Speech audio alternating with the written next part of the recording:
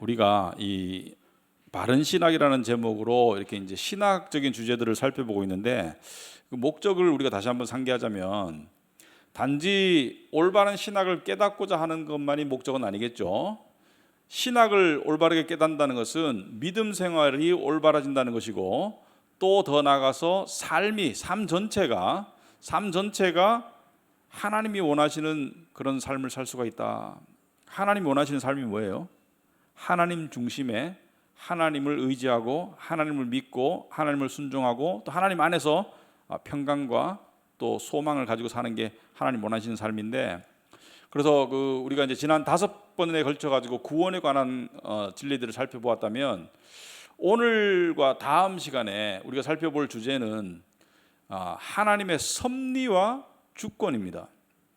하나님의 섭리와 주권에 대해서 우리가 살펴볼 텐데, 이 단어는 많이 들어보셨을 거예요. 그런데 이게 왜 중요하냐? 제가 아까 앞에 서두에서 말씀드렸지만은 신학을 공부하는 것은 그걸 통해서 삶의 신앙생활과 삶의 유익이 되기 때문이죠. 그런데 섭리와 주권을 아는 게 왜 중요하냐? 왜 중요할까요? 여러분, 성경에 보시면은 창세기 13장인가 보시면은 아브라함과 롯의 이야기가 나옵니다. 아브라함의 조카 롯의 이야기가 나와요. 그죠? 근데 아브라함과 롯이 이 같은 지역에서 둘 다가 굉장히 부가 늘어나요. 소떼와 양떼가 많이 늘어나고 종들도 늘어나고 하니까 점점 더 이 땅이 좁아져요. 그래서 어떻게 됩니까? 이 풀 먹일 땅이 좁으니까 종들끼리 막 싸우고 치고받고 하는 거예요.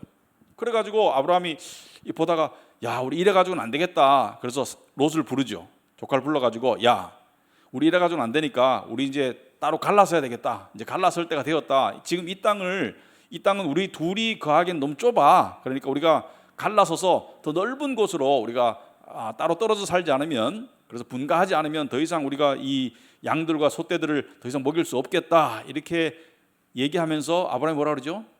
네가 선택해라. 여러분, 고대 사회에서 승용도 위아래가 있는데, 아니, 아브라함이 선택하고 롯이 아브라함의 말을 들어야 되는데, 아브라함이 롯 보고 뭐라 그래요? 네가 선택해라. 네가 동쪽으로 가면 나는 서쪽으로 갈게. 네가 서쪽으로 가면 나는 동쪽으로 갈게. 이렇게 말을 하는 거예요. 여기는 두 가지 의미가 있습니다. 첫째는 아브라함도 동쪽이 좋은지 서쪽이 좋은지 몰라요, 사실은. 그런데 왜 롯 보고 굳이 선택하라 하냐? 아브라함은 이걸 믿었던 거예요. 어느 쪽으로 가든지 하나님의 섭리와 인도하심이 있다는 걸 믿었던 거예요. 그러니까 선택이, 물론 우리가 어떤 건 있죠. 어떤 거는 도덕적으로 또는 성경 말씀적으로 옳고 그름의 선택이 있죠. 이것은 선택의 기준이 있지만, 그게 불분명할 때 어느 쪽을 선택하든지 하나님이 정하신 그 섭리의 길을 가게 되어 있다는 거예요. 그래서 섭리의 진리를 깨달으면 어떻게 되고, 사람이 좀 여유로워지고, 그리고 미래에 대해서 불안하지 않고, 그리고 평강합니다. 여러분, 우리 살다 보면 인간이 생각하는 미래, 또 하나님의 관점에서 보는 미래가 달라요. 인간이 생각하는 미래는 이렇게 생각하는 것 같아요. 무작위성이 작용한다. 무작위성. 그러니까 예측할 수 없기 때문에 어떤 일이 어떻게 발생할지 모른다. 예를 들어서 직장을 다니고 있는데 옆에 어떤 직장에서 오퍼가 왔어요. 우리 직장으로 옮기지 않으실래요? 자, 이거 옮기는 게 맞느냐, 안 옮기는 게 맞느냐? 안 가본 길이기 때문에 참 헷갈린단 말이죠. 분명한 어떤 절대적인 차이가 나지 않는 한 이게 굉장히 헷갈려요. 두 사람이 동시에 나를 관심 있어 하는데, 이 둘 중에 누가 나한테 더 합당한 배우자가 될 수 있을까? 아니, 둘 다 살아봐야 확실히 알 수 있겠지만 그렇게 할 수는 없으니까 어떻게 해야 되죠? 선택을 해야 되죠. 그런데 그 결과에 대해서는 예측할 수가 없죠. 자, 우리 이런 생각합니다. 앞으로 내가 삶을 사는데 남은 세월이 얼마나 될까? 얼마나 될지 모르겠지만 그 남은 세월 동안 어떤 질병이나 사고가 발생할지, 아니면은 그래도 건강이나 또 어떤 무탈하게 살아갈 수 있을지 모른단 말이에요. 그죠? 모르잖아요. 그래서 사람들은 이러한 것들이 무작위성, 그러니까 그냥 우연의 일치의 반복에 의해서 일어난다고 사람들이 그냥 막연히 생각하고, 그리고 노력해서 바로잡으려고 그러고 선택을 열심히 잘하려고 하고 이렇게 하는데, 신앙인은 선택은 지혜롭게 해야 되죠. 하지만 신앙인은 인간의 관점에서만 세상과 인생을 바라볼 것이 아니고 하나님의 관점으로 바라볼 줄 알아야 된다. 그래서 하나님의 관점으로 바라보는 세상을 저는 하나님의 주권적인 섭리라고 말하고 싶습니다. 자, 그래서 오늘부터 두 차례에 걸쳐 가지고 하나님의 섭리와 주권에 대해서 살펴볼 텐데, 오늘은 먼저 하나님의 섭리에 대해서 살펴보겠다. 근데 주권과 섭리는 서로 동떨어진 개념이 아닙니다. 서로 이 공통 분모가 있어요. 서로 달라요. 다르지만 주권과 섭리는 서로 공통 분모가 있지 동떨어진 개념이 아니에요.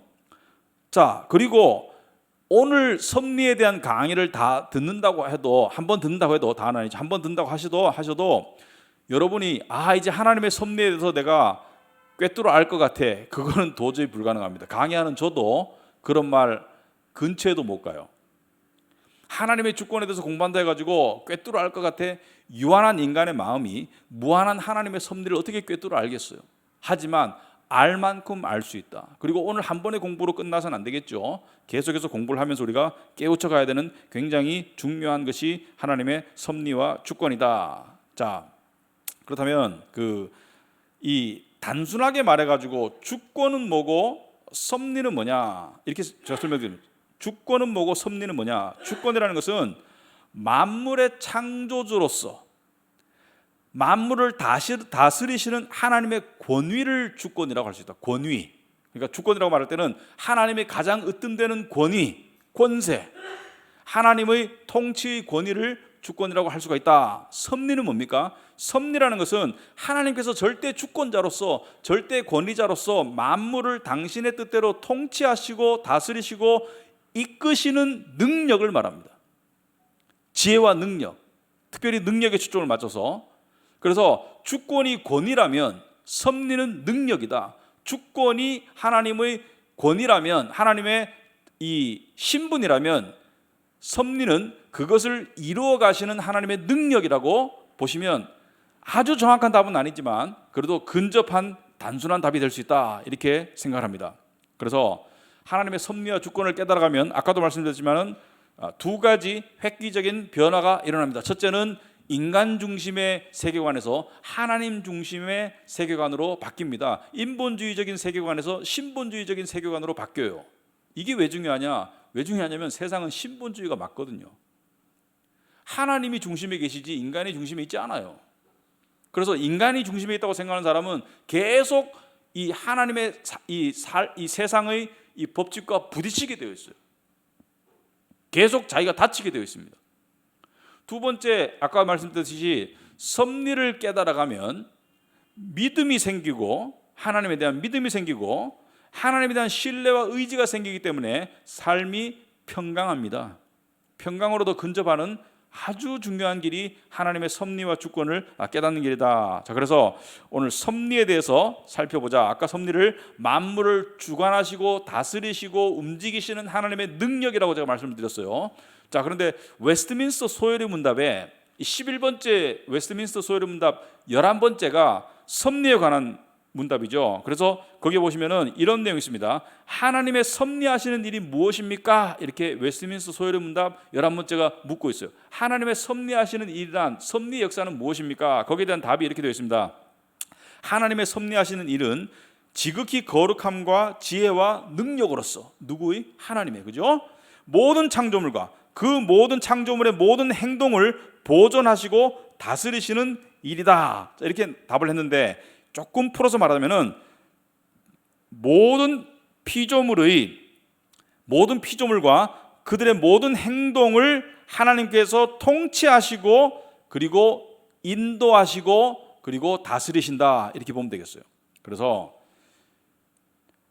모든 피조물의 존재와 그 운명이, 축약해서 말하자면은 하나님의 정하신 뜻대로 이루어진다. 이게 하나님의 섭리입니다. 자, 물론 인간의 선택 영역이 분명히 있죠, 그죠? 그래서 이게 쉽지 않은 공부예요. 잘 들어보세요. 인간은 무언가를 열심히 할 수 있는 또는 게을리 할 수 있는 선택이 있어요. 또 무엇을 할지, 주어진 시간 속에 무엇을 할지를 할 수 있는 선택이 있어요. 그리고 또 어디를 갈지 또는 양자택일 또는 삼자택일의 여러 가지 변수에서 어느 쪽을 선택할지 인간은 선택할 어떤 선택의 기회가 주어지면 그것을 선택할 수 있는 자유도 주어질 때가 있어요. 그러므로 인간의 노력과 인간의 어떤 이 선택이라는 여러 가지 변수가 있기 때문에 이 변수들이 어떻게 작용해서 내 미래가 결정되나 이렇게 생각하는 사람이 많아요. 그런데 섭리라는 것은 이것을 제외하고 아니고 또는 인간을 로봇처럼 만들어서 하나님이 원하시는 대로 그냥 질질 끌고 간다는 것이 아니고 인간에게 주어진 노력과 선택을 통해서 하나님은 당신의 미리 정하신 곳으로 우리를 데려가신다. 이게 하나님의 섭리입니다. 아주 오묘한 거예요. 그러니까 인간의 어떤 노력, 인간의 의지, 인간의 선택, 인간의 어떤 활동을 통해서 그것을 들어쓰셔서 하나님께서 당신의 정하신 뜻으로 데려가신다. 심지어 나쁜 결정도 하나님이 들어쓰신다. 대표적인 예가 뭐죠? 출애굽기 때 바로 왕이 올바른 결정을 했습니까? 아니죠. 하나님께서 모세를 통해서 내 백성을 가게 하라. 바로 왕이 하나님을 순종했습니까? 불순종하고 교만하게 못 가게 막고 누가 내 손에서 빼앗아갈 것인가? 근데 하나님께서는 그 바로 왕의 잘못된 선택, 완악한 마음도 들어 쓰셔서 그것을 통해서 역사하셔서 10가지 재앙을 보여주시고 당신의 백성을 마침내 구원하시고 당신의 영광과 권능을 만방에 드러내셨다. 이게 섭리입니다. 그러니까 인간이 선택하고 움직이고 인간이 행동하지만 그것이 운명을 결정짓는 게 아니고 하나님께서 하나님의 섭리가 그 우위에 있다는 것을 이야기하고 있다. 물론 하나님의 섭리라는 것은 인간에게만 국한된 게 아닙니다. 우리가 섭리를 말할 때 인생에 관해서 많이 연결지어서 말을 하지만 인간에만 국한된 게 아니고 하나님의 섭리의 영역은 어디까지예요? 이 우주 또는 그것을 벗어난 모든 영역에 존재하는 모든 생명체와 무생명체, 그러니까 모든 생명체와 모든 물질과 모든 영적 세계까지 하나님의 섭리가 미치지 않는 영역은 없다. 그러니까 하나님이 무한하신 하나님이다. 하나님이 끝이 없으시다. 그런 표현들이 여기에 들어맞는 거예요. 하나님의 통치와 하나님의 이 지도하심, 인도하심, 섭리하심이 미치지 않는 영역이 없다. 그것을 성경 말씀에서 예수님께서 이렇게 한번 표현하셨죠.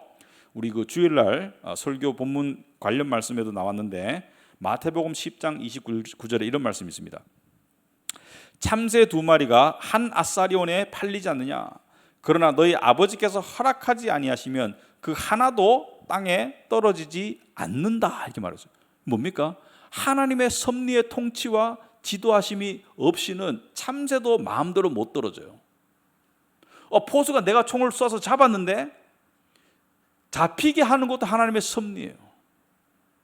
그런데 섭리라는 것은 이 A라는 것의 행동과 어떤 그 움직임이 B에게 도미노 영향을 미치고 B는 C에게 미치고 이것이 하나가 하나에 영향을 미치는 것이 아니고 하나가 둘, 셋, 넷 셀 수 없는 파장으로 번져 나가는 그것을 다 컨트롤 하시는데 이게 무슨 말이냐면 예를 들어서 어떤 사람이 그 어부가 물고기를 잡았어요. 그래가지고 시장에 내다 팔았어.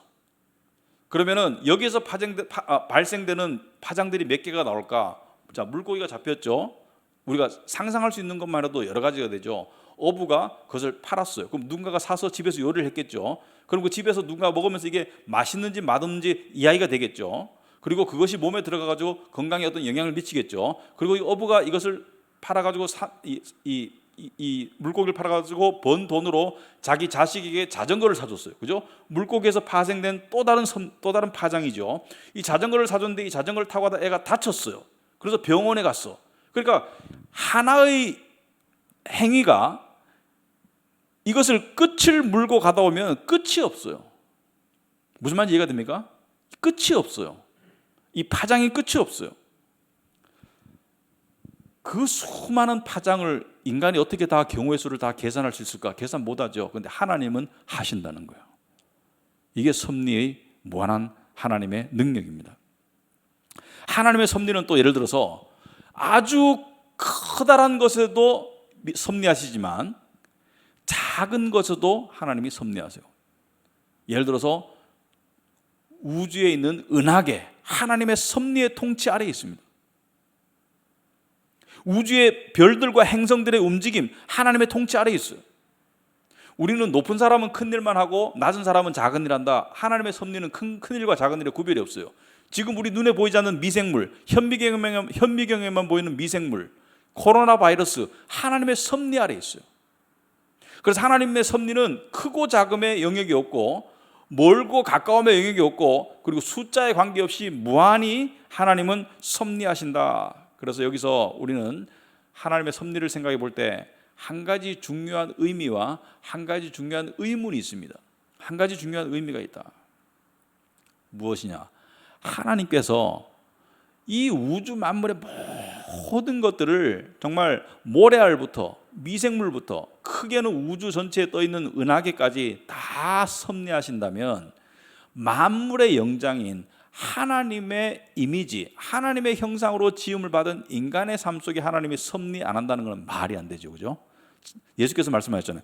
참새 한 마리도 아버지께서 허락지 아니하시면 안 떨어지는데, 그 다음에 예수님께서 뭐라고 말씀하셨어요? 그 다음 절에 너희에게는 머리털까지 다 세신 바 되니라. 이것은 은유적인 표현이죠. 머리털까지 다 세신다는 것은 세밀하게 우리의 삶 가운데 섭리한다는 거예요. 자, 이 우주에 있는 모든 크고 작은 식물, 동물, 벌레들, 또 생명체가 아닌 운석, 모래, 자갈, 물, 강, 산 다 섭리하신 하나님께서 생명체 중에 만물의 영장인 인간의 삶에 섭리하신다면, 그 인간들 중에서 특별히 하나님의 자녀의 삶 가운데 하나님께서 섭리를 하시는 것은 당연하죠. 이게 믿어져야 됩니다. 하나님이 내 삶 가운데 섭리하신다는 것이 믿어져야 돼요. 당연하죠. 우리가 하나님께 제일 중요하지 않습니까? 너희가 온 천하를 얻더라도 네 목숨을 잃으면 무슨 소용이 있느냐? 온 천하보다 우리 목숨을 더 귀하게 여기시는 하나님께서 온 천하에서 역사하신다면, 우리 믿는 자들, 하나님의 택함받은 백성들, 자녀들의 삶 가운데 섭리한다는 것은 그 결론은 너무나 당연하겠죠. 그래서 여러분과 저의 삶에, 예수를 믿는 여러분과 저의 삶에 하나님께서 당연히 섭리하십니다. 특별하게. 우리가 이 부분을 좀 더 자세히 다룰 거예요. 자, 그래서 시편 139편에 다윗은 이 하나님의 섭리를 깨닫고 난 다음에 시편에 이렇게 표현을 하고 있어요. 시편 139편 13절로 한번 가보도록 하겠습니다. 시편 139편 13절에 보시면은, 주께서 내 내장을 지으시며 나의 모태에서 나를 만드셨나이다. 무슨 말입니까? 엄마 뱃속에서 내가 엄마가 먹는 양분으로 엄마 자궁에서 내가 만들어진 게 아니고 주께서 만드셨다는 거죠. 그죠? 주께서 섭리하셔서 주의 섭리의 손으로 나를 만드셨다 이거예요. 그러니까 나는 주의 섭리의 손으로 만들어졌다. 그리고 16절에 자, 이건 뭐냐면은 내 형질이 이루어지기 전에 주의 눈이 보셨으며, 무슨 말입니까? 내가 모양을 갖추기도 전에 주께서는 나를 보셨다는 것은 나를 아셨고 나를 보셨으며, 나를 위하여 정한 날이 하루도 되기 전에 주의 책에 다 기록이 되었다. 무슨 말입니까? 하나님께는 이런 표현이 있습니다. 영혼 가운데서 보면 과거, 현재, 미래가 존재하지 않아요. 그냥 다 한눈에 들어오는 것이지. 무슨 말이냐? 우리는 지금 시간의 얽매여 살고 있잖아요. 그래서 우리에겐 과거가 있고 현재가 있고 또 앞으로 다가올 미래가 있는데, 영혼의 관점에서 봤을 때는 우리의 과거, 현재, 미래는 이미 발생했어요. 이미 조금 이해가 안 되시는 부분인데, 영혼의 관점에서는 이미 발생했어요. 그래서 하나님께서는 다 아세요. 무슨 말이냐? 하나님은 제가 언제 죽을지 아세요. 하나님은 제가 어떻게 죽을지 아세요. 여기 나와 있잖아요. 하루도 되기 전에 주의 책에 나를 위하여 정한 날이 하루도 되기 전에 주의 책에 다 기록이 되었다는 것은 이미 다 아신다는 거예요. 이걸 정말로 믿잖아요. 그러면은 그렇다면 내가 아침에 일어나서 노력할 필요 없네, 다 정해진 대로 되니까, 그게 아니라는 것이죠. 나의 활동과 나의 선택과 내가 건강하게 운동해가지고 내가 좀 오래 살았어 이렇게 말할 수 있겠죠. 하나님은 그 운동하는 것을 들어 쓰셔서도 우리의 날을 정하신다는 거예요. 예를 들자면, 그렇다면 이것을 깨닫는다면 그렇게 미래에 대해서 염려하고 골똘히 생각하고 걱정하는 것이 점점 줄어들 수밖에 없습니다. 내일 일은 난 몰라요. 왜? 하나님이 섭리하시니까. 그것은 신경 안 쓰겠다. 그냥 오늘만 캐세라세라, 오늘만 그냥 먹고 마시고 누리겠다. 그런 차원의 이야기가 아니고 하나님이 아신다. 그러니까 나는 모른다. 하지만 하나님이 아신다. 하나님이 아신다는 것을 내가 안다. 이게 믿음이에요. 하나님이 아신다는 것을 내가 안다. 이게 믿음입니다. 그래서 18절에 이게 중요합니다. 내가 세려고 할지라도 그 수가 모래보다 많도소이다. 내가 깰 때에도 여전히 주와 함께 있나이다. 내가 세려고 할지라도 그 수가 모래보다 많도소이다. 무엇을 센다는 거예요? 여기서 무엇을 세길래 모래보다 많다는 거예요? 그게 뭐냐면은 17절이에요. 17절에 주의 생각이 내게 어찌 그리 보배로우신지요. 그 수가 어찌 그리 많은지요. 여기서 말하는 주의 생각이 뭐예요? 주의 섭리를 말합니다. 섭리를 포함한 생각을 말해요. 그 섭리의 영역이 어찌 그리 오묘하고 넓은지 내가 그걸 셀 수가 없다는 거예요. 하나님에 대해서 생각해 봤는 거예요. 다윗이 하나님의 섭리에 대해서, 특별히 자기 인생을 향한 하나님의 섭리에 대해서 생각해 보니까 그 수를 셀 수가 없어. 그러니까 이것을 깨달았을 때 이 다윗이 하나님 앞에 굴복하고 믿음의 사람으로 점점 더 되어 나갔던 거예요. 자, 그런데 우리가 하나님께서 그렇다면 이 우주 만물의 모든 움직임과 그 모든 움직임의 역학관계들 파장을 주관하시고 섭리하시는 절대 전능의 하나님이시라면 한 가지 큰 의문이 있죠. 아마 가장 일반적이고 해결되지 않는 의문이 이것이죠. 모든 것을 통제하시는 분이라면 왜 세상에서 이런 일들이 일어나나? 무슨 말이냐? 왜 착한 사람에게, 예를 들어서 우리가 착한 사람에게 좋은 일이 일어나고 악한 사람에게 나쁜 일이 일어나면 우리가 받아들이기 쉬워요. 아, 저 사람 착하게 사니까 좋은 일이 생겼네? 내가 착하게 살았더니 좋은 일이 생겼네? 저 사람 악하게 살더니 벌 받았네? 아이고, 하늘이 벌 내렸네? 이거는 받아들이기가 쉬워, 섭리로. 그런데 그 반대 경우가 발생해야 하네요. 착한 사람한테 나쁜 일이 생길 때가 있고 악한 사람한테도 좋은 일이 있을 때가 있어요. 그럴 때 우리는 이게 뭐지? 그럴 때 하나님의 섭리를 의심합니다. 하나님이 섭리하신다면, 하나님이 정의의 하나님이고 공의의 하나님이고 선하신 하나님이라면 어떻게 이런 일이 있도록 내버려 둘 수가 있나? 몇 년 전에 우리나라에서 굉장히 안타까운 사건이 있었죠. 세월호 사건이 있었는데, 그 세월호 사건을 놓고 이렇게 생각하는 사람들이 있어요. 아니, 하나님께서 왜 저 어린 학생들을 저렇게 안타깝게 저렇게 수장되도록 그렇게 내버려 두셨나? 그리고 또 어떤 사람은 하나님을 이렇게 비난합니다. 하나님은 인간을 궁지에 몰아놓고 그것을 즐기시는 건가? 또는 자기한테 매달리도록 만드시는 건가? 그래서 여기서 많은 사람들이 하나님께 등을 돌립니다. 하나님께 등을 돌려요. 대표적인 케이스가 욥의 경우죠. 욥의 와이프가 뭐라 그래요? 욥 보고 하나님을 저주하고 죽어라. 더 이상 하나님께 기댈 게 없다. 당신 꼬라지를 봐라. 그런데 하나님의 섭리는 죄의 현실 가운데서 역사합니다. 무슨 말이냐? 세상은 하나님의 공의로운 법칙이 있어요. 착한 사람에게 좋은 일이 있고 또 열심히 사는 사람에게 좋은 결과가 있고 그런 법칙이 있어요. 하지만 죄가 들어와서 세상이 망가져 버렸어요. 그래서 죄 때문에 고통도 있고, 죄 때문에 부정도 있고, 불공평도 있고, 죄 때문에 불운도 있고, 어떤 사람은 너무 착하게 크고 있는데 갑자기 죽어버려요. 그런 경우 있습니다. 믿음도 좋고 신앙인이고 너무 착한데 갑자기 죽어버려요. 어떤 사람은 너무 악한데 정말 오래 살아, 아프지도 않고. 그런 일들이 생긴다는 거예요. 제가 미국에서 교회를 섬길 때요, 미국인 교회인데 흑인 백인들이 이제 주로 교인들이었는데 거기 젊은 부부가 있었어요. 젊은 부부가 있었는데 굉장히 사람들이 결혼할 때부터 우리 되게 기대를 많이 했었어요. 사람들이 되게 이렇게 믿음이 좋고 또 성실하고 얼굴도 둘 다 굉장히 선하게 생겼어요. 선하게 생겼는데, 그래서 정말 아름다운 부부다. 많은 결혼한 사람들이 많지만 뭐 결혼한 사람들 보면은 다 축복해주고 싶은 마음이 있고 아름다운데, 이 부분을 딱 봤을 때 뭔가 이렇게 특별히 더 아름다워 보이고 특별히 더 이렇게 관계가 좋아 보이고 교회에서도 뭐 이렇게 주일학교 교사 섬기고 이렇게 굉장히 섬기는 부부였어요. 그런데 아주 그 기억에 남는 그런 부분인데, 제가 이제 한국에 돌아와가지고 교회를 개척하고 난 다음에 몇 년 있다가 미국에서 저를 초청했습니다. 그 집회를 좀 인도해 달라. 그래서 우리 교인들 중에 아시는 분 아시겠지만 제가 미국 가가지고 집회를 하고 뭐 이렇게 해가지고 그런 적이 있습니다. 그런데 집회를 마치고 이제 교인들하고 일일이 인사를 하는데, 그 부인이 이제 제 앞에, 이제 미국은 이제 이 설교를 하고 나면 우리도 제가 우리 교회도 그렇게 하고 있지만은 문에 서 있으면 교인들이 쭉 지나가면서 이게 포옹을 해요, 그죠?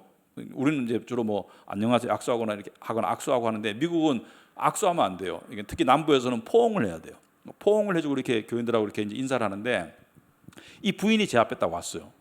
이 분이 제 앞에 왔는데 제가 그래서 반가워가지고 이름 부르면서 제가 이제 포옹을 하고, 그런데 제가 저도 모르게 자연스럽게 남편 이름을 대면서 당신 남편 누구는 어디 있느냐 이렇게 물어보니까 그 여자가 그러니까 말을 얼버무리면서 이렇게 그냥 이렇게 딴 얘기하다가 이렇게 쓱 지나갔어요. 그래가지고 제가 조금 느낌이 좀 이상했어요. 그런데 이제 그 끝나고 난 다음에 이제 목사님하고 이야기하는 가운데 식사를 하면서 이야기하는 가운데 제가 알게 됐는데, 그 남편이 바람이 나가지고 딴 살림을 차리고 교회를 떠났어요. 그런데 그 전에 그 부인이 그걸 알고 기회를 줬었어요. 교회에서도 회개하고 돌아오라고 기회를 줬었는데, 그때 이제 교회를 박차고 나가버렸는 거예요. 그 딴 살림을 차렸어. 그래가지고 제가 그 소리를 딱 듣고 난 다음에 이 멘붕이 왔어요. 그렇게 보이지 않는 사람인데 어떻게 그렇게 했을까? 그런데 회개하고 안 돌아왔다는 게 참 충격적이었어요. 회개하고 돌아왔어야 되는데, 다윗 왕처럼 잘못을 한 것도 그렇지만 잘못했더라도 다윗 왕은 그래도 나단 선지자를 보냈을 때 회개하고 돌아왔잖아요. 그런데 가정을 깨버렸어요. 그냥 깨고 그냥 박차고 나가버리고 그냥 딴 살림 차리고 교회에서 떠나버렸어요. 뭐 딴 교회를 간지 모르겠어. 그런데 40이 안 됐거든요. 젊은 부부였어요. 그런데 제가 한국으로 돌아왔죠. 돌아오고 난 다음에 한 2년인가 3년 지났는데 충격적인 소식을 들었어요. 이 부인이 이 완치가 거의 안 되는 불치병에 걸렸어요. 그래가지고 몇 년 안 남았다. 이걸 제가 소식을 들었는데, 저를 비롯해서 많은 사람들이 이렇게 생각했을 것 같아요. 아니, 이런 일이 생기려면 그 남자한테 생겼어야 되지 왜 이 여자한테 생겼나? 하나님 정말 이상하시다. 아니, 이 사필 규정이라고, 아니 그 남자를 벌을 주시지 왜 여자한테 이렇게 좀 안 좋은 일이 생겼나? 이런 일뿐만이 아니죠. 살다 보면 납득하기 힘든 일들이 발생을 해요. 가장 대표적인, 성경에서 가장 대표적인 예가 욥입니다. 욥, 그죠? 여러분, 욥기는 성경에서 아마도 가장 최초로 쓰여진 책이 아닌가 이렇게 추정이 됩니다. 창세기가 아니고, 창세기부터 신명기까지는 모세가 썼잖아요. 그런데 욥은 아브라함 시대 사람으로 추정되기 때문에 모세보다 몇백 년 앞선 사람이에요. 그래서 이 욥기를 보시면은 그 욥이 온전하고 정직하고 하나님을 경외하는 사람이라고 되어 있죠. 욥이. 그러니까 말하자면 착한 사람이에요. 그리고 의로운 사람이고 하나님을 경외하는 믿음이 좋은 사람이었어요. 그런데 어떤 일이 났습니까? 욥이 하루아침에 그냥 가축과 재산을 다 잃고 자식들이 다 몰살당하죠. 그죠? 그런 비극과 불행이 하루아침에 닥치죠. 그런데 그 전에 어떤 일이 있었어요? 하나님의 전 앞에서 어떤 일이 있었습니까? 하나님의 이 전 앞에서 이 하나님의 아들들이 와서 요 앞에 섰고, 그런데 여기서 말하는 아들들은 아마도 뭐 예수님만 말하는 것이 아니고, 제가 봐서는 오히려 천사장들, 뭐 가브리엘, 뭐 이런 이 미가엘 이런 천사장들과 사탄도 어슬렁어슬렁 나타났어요. 그래가지고 하나님께서 욥을 자랑하세요. 욥을 봤니? 그러니까 사탄이 뭐라 그래요? 하나님께서 물질도 주시고 뭐 건강의 복도 주시고 잘해주니까 저렇게 믿음 좋게 살지, 뭐 다 뺏어가 보세요. 그렇게 하나? 어떻게 해요? 하나님, 그럼 해봐. 몸에는 손대지 마. 그렇게 해가지고 사탄이 가가지고 확 저지르잖아요. 그 다음에 욥이 믿음을 저버리지 않으니까 어떻게 합니까? 사탄이 또 오니까 하나님께서 봤니? 욥은 여전히 믿음을 지키고 있잖아. 그러니까 사탄이 뭐라 그래요? 몸에 손을 안 대니까 그렇죠. 하나님 뭐라 그래요? 죽이지만 말고 손 대라 그러면. 그러다만 온몸에 욕창이 나죠, 그죠? 온몸에 욕창이 나니까 그때 그 아내가 했는 말이 그거죠. 하나님을 욕하고 차라리 죽어라. 하나님을 저주하고 죽어라. 그죠? 이러한 불의를 보고 이러한 불의를 당하면서 어떻게 하나님을 계속 믿고 살래? 그냥 하나님 저주하고 죽어라. 자, 많은 사람들이 이때 하나님을 떠나요. 하나님이 정말 살아계신다면 이런 일이 있을 수 있는 거. 어떤 사람들, 예수 믿는 사람들 이런 사람이 있습니다. 아니, 하나님이 살아계시다면 왜 쓰나미가 발생해? 하나님이 살아계시다면 왜 이런 사람이 있어요. 하나님이 선하고 아름다우신 분이라면 아니, 독사는 왜 만드셨어? 전갈은 왜 만드셨어? 쓸데가 없는데 독으로 사람을 죽이거나 짐승을 해치는 그런 것들 왜 만드셨어? 악어는 왜 만들었어? 만들려면 아름다운 그 풀이나 뜯어먹고 사는 아름다운 새나 토끼나 이런 것만 만들지 하나님께서 이 일은 왜 만드셨어? 저는 제일 이해 안 되는 게 모기가 왜 존재하는지 모르겠어요. 모기가 왜 존재하는지를 제가 이해를 못 하겠어. 여러분, 그 욥기를 보시면 욥의 그 중간에 대부분의 장들이 뭡니까? 대부분의 장들이 뭐예요? 욥의 소위 새 친구들, 정통 신학을 했다는 새 친구들이 와가지고 신학적인 그 개념을 가지고 욥을 막 정죄하죠. 네가 잘못했으니까 하나님이 이러셨겠지. 그러니까 하나님의 섭리는 이런 거야. 잘못했으니까 벌 주신 거야. 네가 잘했으면 벌 안 받았을 거야. 욥은 뭐예요? 난 잘못한 게 없어. 하나님하고 따지고 싶어. 그리고 욥은 뭐라고요? 차라리 안 태어났으면 좋았을 텐데. 여러분 그런 신세한탄 해본 적 있어요? 안 태어났으면 좋았을 텐데. 그리고 너무 억울해. 하나님이 나한테 왜 이러시는지 모르겠어. 이런 표현을 많이 하죠, 사람들이. 하나님이 왜 이러시는지 모르겠어. 그런데 욥기 마지막에 보시면은 하나님이 욥에게 나타납니다. 그때 욥이 그토록 쌓아두었던 질문을 다 하던가요? 아니면은 어떻게 하던가요? 손으로 입을 막아요. 왜 그렇습니까? 아니, 그렇게 하나님 만나면 따지고 싶고 왜 나를 만드셨나부터 어디 계시냐부터 따지고 싶은데 왜 안 따질까? 왜 안 따질까요? 하나님, 제가 뭘 잘못했습니까? 하나님, 어디 계셨나요, 그동안? 저에게 이런 일을 왜 일어나게 하셨나요? 이런 마음속에 모든 질문들을 하나도 안 해요. 왜 그럴까요? 하나님을 딱 보는 순간 욥이 깨달은 것은 내가 분석하고 내가 따지고 왔던 그 세계를 훨씬 능가하는, 훨씬 깊고 훨씬 오묘하고 훨씬 넓은 하나님의 섭리의 하나님을 본 거예요. 그걸 딱 보고 말문이 막힌 거예요. 내가 따지고 있는 인과관계, 내가 따지고 있는 균형, 내가 따지고 있는 콩 심은 데 콩 나고 팥 심은 데 팥 나고 이런 모든 인간적인 자연적인 원리와 논리를 능가하는 섭리를 보고 난 다음에, 섭리의 하나님을 보고 난 다음에 더 이상 질문이 없어요. 무슨 말입니까? 하나님 알아서 하시옵소서. 이게 신앙이다.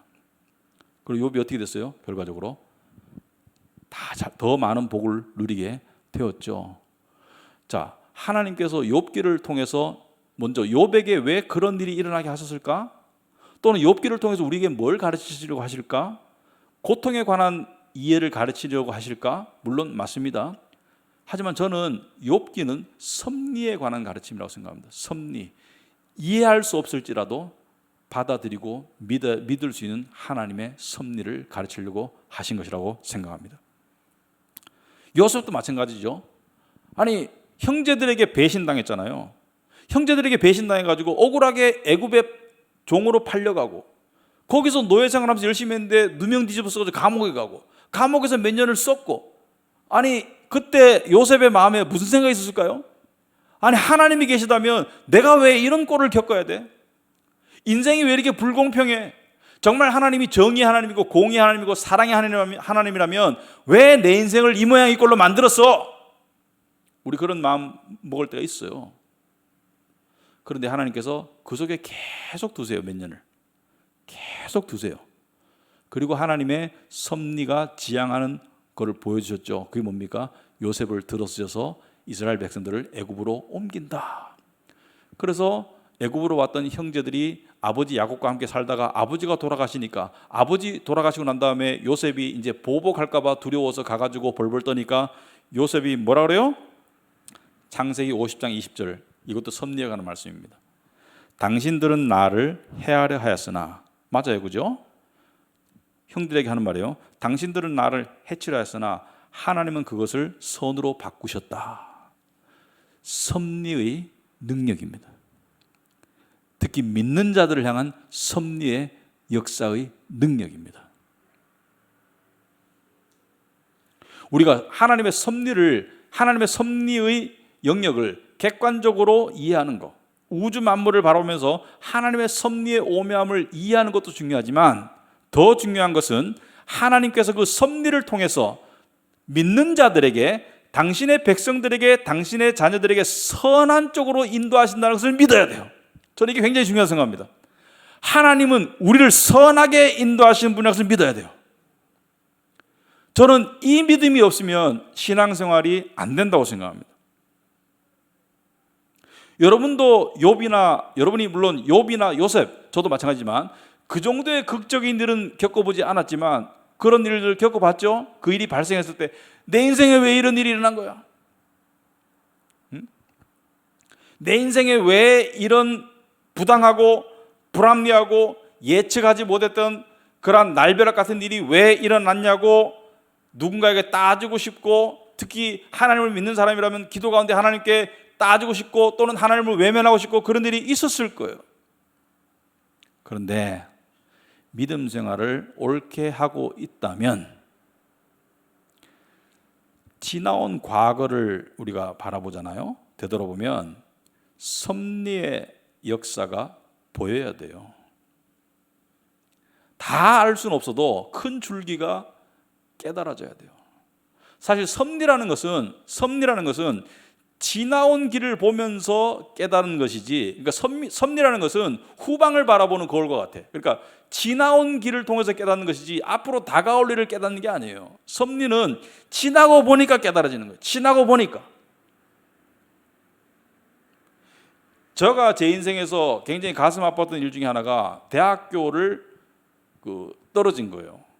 아주 근소한 점수 차이로 제가 원하던 대학을 떨어져 가지고 정말 제가 생각도 않은 대학을 가게 된 게, 제가 생각할 때 제 인생에서 굉장히 충격적이었고 한 2년을 정신을 못 차렸어요. 그냥 거의 세상을 등지다시피 하고 정말 책가방을 던지고 그냥 당구장에 살다시피 했어요. 당구에 미쳤어요. 왜? 세상이 싫어서. 그런데 제가 그게 정말 감사하게 느껴진 게 불과 몇 년 안 지나서였어요. 왜? 그것 때문에 인생의 의미가 뭐냐, 그것 때문에 정말 만약에 내가 원하는 길로 간다면 그것은 또한 무슨 의미가 있었을까? 하여튼 사람의 사는 목적이 뭘까? 내가 인생을 어떻게 살면 결과는 어떻게 될까? 마지막은 어떻게 될까? 이런저런 생각을 하다가 또 대학도 떨어지고 하니까 사람도 좀 겸손해진다기보다는 좀 이렇게 좀 교만을 조금 벗어나게 되죠. 하나님께서 십자가로 끌고 가시더라. 예수 믿게 하고 난 다음에 보니까 제가 갔던 그 대학교가 이름 없는 대학교지만 기독교 대학교였어요. 그래서 거기서 선교사님도 만나고 해가지고 성경 공부하고 신앙에 굉장히 도움을 받았거든요. 그래서 지금은 너무 감사해요. 그러니까 바라보면 그 불행하고 안 좋은 일이 하나님의 섭리의 시간표 안에 있었던 거예요.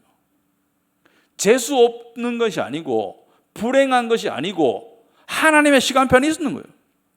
그래서 저는 이 로마서 8장 28절이 섭리에 관한 핵심을 찌르는 말씀이라고 생각해요. 그리고 제가 굉장히 좋아하는 말씀인데, 로마서 8장 28절에 보시면은 우리가 알거니와 하나님을 사랑하는 자 곧 그의 뜻대로 부르심을 입은 자들에게는 모든 것이 합력하여 선을 이룬다. 아멘. 모든 것이 합력하여 선을 이루느니라. 여기 모든 것은 성공, 잘됨을 만을 말하는 거 아니고 실패와 불행과 실수와 죄도 다 포함해요. 아니, 일부러 죄지라는 말은 아니에요. 저 오해하지 마세요. 대학 떨어지고 그냥 방탕한 삶을 살다 보니까 예수 믿는데 그것이 내가 죄인이라는 것이 바로 깨달아졌어요. 하나님의 섭리가 역사하는 거예요. 그렇다고 하나님이 저를 죄짓게 한 건 아니에요. 지금도 마찬가지고 하나님이 우리를 죄짓게 하는 게 아니에요. 그렇지만 죄도 들어서져서 은혜를 깨닫게 하시는 섭리가 있는 거예요. 그러니까 하나님의 섭리에서 버릴 게 없어.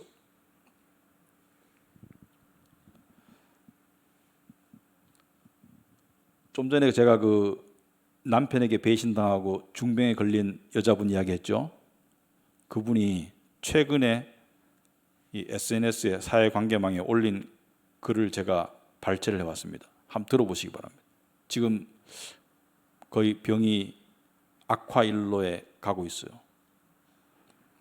주님, 마치 시내가 물이 있어야 시내가 되듯이 저는 주님이 필요합니다. 제 안에 계시는 당신의 임재에 감사드립니다. 당신은 저의 전부이시며 항상 저의 전부이십니다. 아멘. 물론 이게 다가 아닙니다.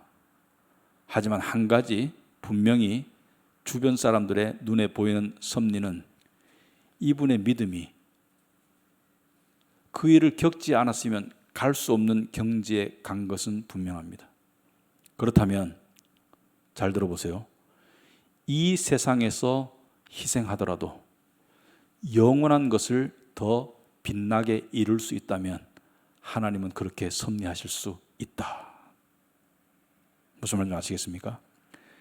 이 세상에서 손해와 또는 불행을 겪더라도 영원한 것을 빛나게 이룰 수 있다면 하나님의 섭리는 그쪽으로 역사하실 수 있다는 것을 믿어야겠습니다.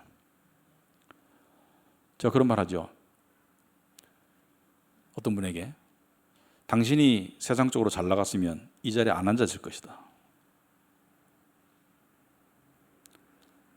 하나님께서 뭔가 일이 안 되게 하셔서 하나님을 더 찾게 만드는 것이 맞다. 그러면 자, 세상 일이 잘 되고 하나님 안 찾겠습니까? 세상 일이 안 되더라도 하나님 찾는 쪽이 더 좋겠습니까? 후자가 당연히 옳죠. 하나님의 섭리는 인간의 가치관과 달라요. 인간의 가치 기준과 다르다. 그래서 신앙생활은요, 자기의 삶 속에서 또는 주변의 어떤 상황 속에서, 삶 속에서 세밀하고 치밀하게 역사하시는 하나님의 섭리의 손길에 극히 일부라도 보여진다면 그건 신앙생활이 역동적으로 되는 거예요. 그걸 볼 수 있는 그 능력이 바로 성령께서 말씀으로 역사하시는 거예요. 그죠? 눈을 뜨게 해서 보게 하는 거예요. 자, 지금까지 제가 섭리에 대해서 강의를 했는데 웨스트민스터 신앙 고백서를 바탕으로 섭리를 약 5가지로 정리를 한번 해보겠습니다. 정리하는 차원에서 자, 첫째, 여러분들에게 유인물 나눠드렸죠. 앞에 계신 분들은 섭리란 위대하신 하나님께서 모든 존재하는 만물을 지탱하시고 인도하시고 다스리시는 하나님의 지혜요 능력이시다. 그죠? 제가 능력을 기하라 했어요. 모든 만물을 지탱하시고, 그죠? 여기서 지탱한다는 건 뭐예요? 하나님의 섭리의 손길이 지탱하니까 제가 여기 서 있는 거예요. 내 힘으로 서 있는 게 아니에요. 내 심장이 왜 뛰어요? 하나님의 섭리의 손길이 심장을 뛰게 하니까 뛰는 거예요. 내가 왜 볼 수 있어요? 하나님의 섭리의 손길이 내 눈이 볼 수 있는 시력을 유지하도록 만들어주니까 볼 수 있는 거예요. 그걸 아셔야 되는 거예요. 우리가 존재하는 그 바탕이 하나님의 섭리 위에 있는 거예요. 그리고 인도하시고 다스리시는 하나님의 지혜와 능력입니다. 만물을 말씀의 능력으로 붙드신다. 이게 하나님의 섭리예요. 둘째, 섭리란 인간을 로봇으로 만드는 것이 아니다. 아까 제가 말씀드렸죠. 로봇가 아니고 인간이 노력하고 결정하고 또 실패하고 성공하고 잘하고 못하고 모든 것을 하나님은 들어 쓰셔서 이루어 가신다. 그것을 이 2차적인 원인이라고 해요. 2차적인 요소. 그래서 인간은 여전히 행동하고 결정하지만 하나님은 이 2차적 원인이 되는 요소들을 들어 쓰셔서 당신의 근본적인 목적을 이루어 가신다. 이해가 되시죠? 당신의 근본적인 목적을 이루어 가신다. 그래서 누가 어떤 사람이 나한테 뭐 말 실수하고 내가 또 뭐 실패하고 앞으로 실수 안 하고 실패 안 하려고 노력하는 건 좋으나 지나간 일에 너무 개념치 말아라. 그것도 하나님의 섭리의 틀 속에 들어 있다고 보시면 정답입니다. 셋째, 때때로 하나님은 당신의 초월적인 지혜와 은혜에 따라서 당신의 자녀들이, 굉장히 중요한 얘기입니다, 여러 종류의 유혹들과 마음의 부패함 가운데 빠져들게 하신다. 하나님이 일부러 우리에게 죄 짓도록 하는 것이 아니고 우리가 그러한 이 절박하고 이 죄를 깨닫는 상황 가운데도 하나님이 두신다는 거예요. 가는 건 우리가 가는 거예요. 그렇지만 하나님이 가도록 허용하시는 거예요. 사탄이 욥을 공격했는 거예요. 하지만 하나님이 허용하신 거예요. 그렇게 하심으로 하나님은 당신의 사랑하는 자녀들이 과거의 죄들에 대한 결과들을 겪게 하시고 마음속에 여전히 박혀있는 부패와 속임수를 보게 하시고 그리고 우리를 겸손케 하신다. 그렇게 하심으로 우리가 더욱 하나님을 의지하도록 만드실 뿐 아니라 죄를 더욱 경계하도록 그리고 거룩을 더욱 추구하도록 만드신다. 그래서 하나님이 우리를 죄짓게 만드시는 분은 아닙니다. 하지만 우리의 죄의 본성대로 우리가 갈 때 하나님께서 내버려 두실 때가 있다. 왜? 그것을 통해서 죄를 깨닫고 하나님의 은혜 가운데 더 나오도록. 넷째, 하나님은 당신의 섭리에 따라서 악인들과 경건하지 못한 자들로 하여금 자신들의 죄 때문에 마음이 어두워지고 딱딱해져서 은혜를 보지 못하도록 하시고 또 세상의 유혹과 욕망에 빠진 채 사탄의 권세에 휘둘려서 하나님의 은혜의 수단으로부터 멀어지도록 만드신다. 자, 세상 사람들이 하나님을 모르는 것은 그들의 마음이 강팍하기도 하지만 하나님께서 못 보는 상태에 그냥 두시는 거예요. 예정이 없기 때문에. 이거는 믿는 사람들끼리의 얘기예요. 예정이 없으면 하나님이 그 강팍하고 어두운 상황 가운데 은혜의 수단에서 멀어진 가운데 그대로 두세요. 그럼 여러분들이 깨닫고 예수 믿게 되었으면 하나님의 크신 은혜로운 섭리가 있기 때문인 거예요.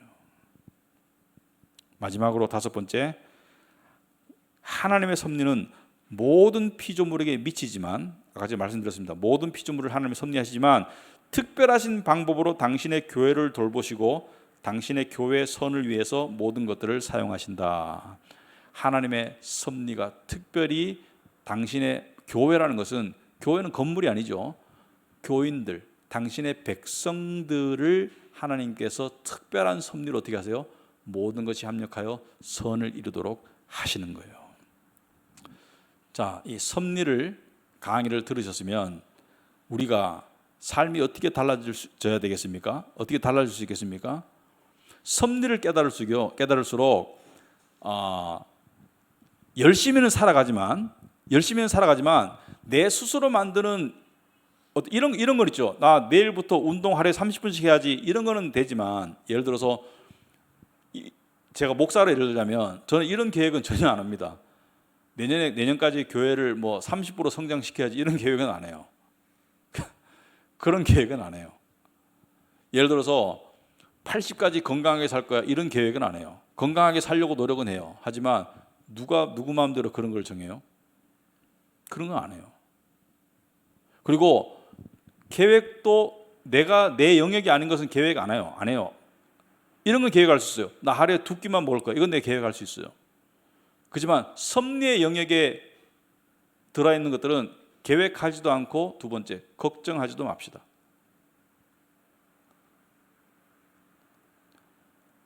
노후를 왜 걱정해요? 믿는 사람은 노후를 걱정할 필요가 없어요.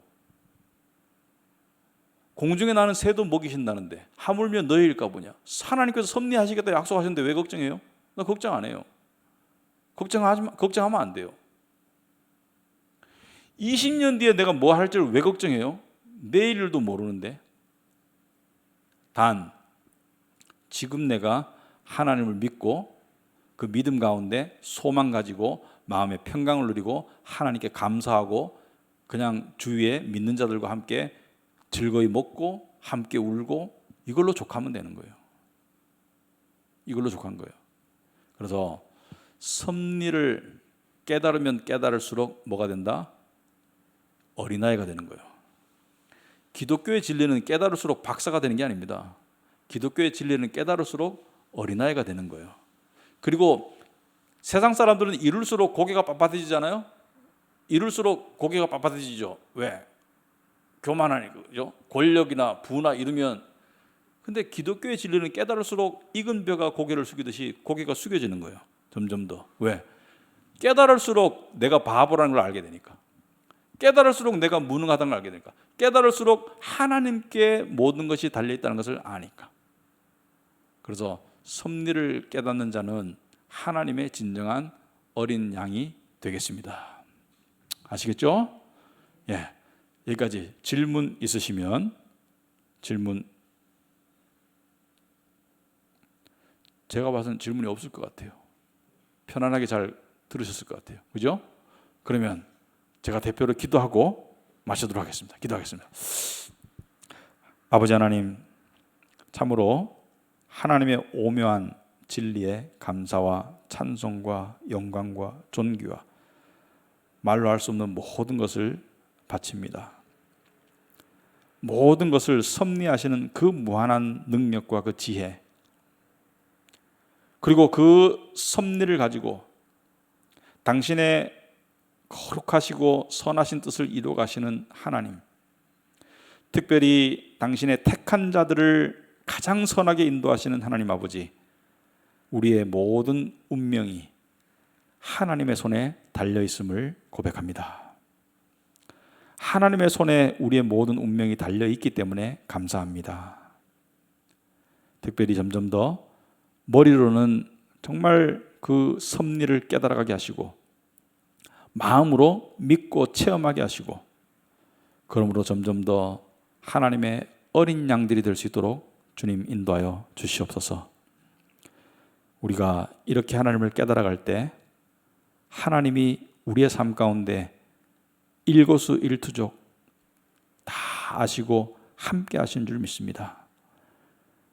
우리의 믿음도 아시지만 우리의 죄도 아시고 우리의 열심도 아시지만 우리의 게으름도 아시고, 하지만 예수 그리스도 안에서 우리를 택하셨고 사랑하심을 감사합니다. 모든 것이 합력하여 선을 이루는 것을 감사합니다. 그 하나님께 모든 감사와 찬송을 올립니다. 이 시간 함께한 우리 또 지체분, 우리 성도님들, 또 가정에서 함께 하시는 우리 성도님들, 그들의 삶 가운데 주께서 선하게 섭리하실 줄 믿습니다. 미래의 모든 것들을 하나님께 맡기고 너무 위대한 내가 컨트롤할 수 없는 그러한 꿈이나 그러한 야망들을 겸손히 내려놓게 하시고 그저 주를 묵묵히 따라가게 하옵소서. 예수님 이름으로 기도합나이다. 아멘. 예, 마치도록 하겠습니다.